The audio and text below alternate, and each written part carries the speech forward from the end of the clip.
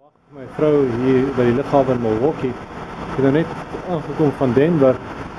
Die vlug van Denver na Minneapolis was vertraag met omtrent 2 ure. En ek het omtrent so 10 minute gehad om van my een hek na die volgende te hardloop. En joh, ek het dit net gemaak.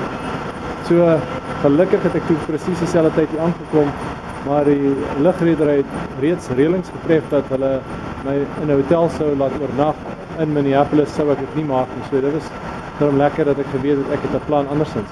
Maar nou wil ek graag vir julle iets noem wat my baie interessant is. Kyk nou byvoorbeeld hierso, die vroutjie daarso in die wag wat nou opgehaal word deur 'n bekende.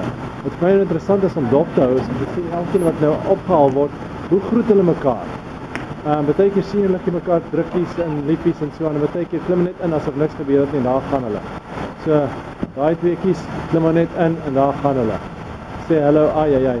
Hier's nou nog een hier wat inklim, hy gooi nou sy sak in en ek wil graag sien wat hy gaan doen.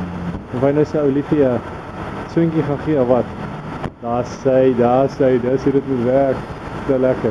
Dis te oulik om te sien hoe, en jammer van baie mense se gesigte kan jy sien, daar's jare se dinge reeds agter die rug en hulle is van mekaar verwyder en kan net nie toenadering vind nie. En ander is nog weer baie liefdadig en so. Dis pragtig om dit te sien.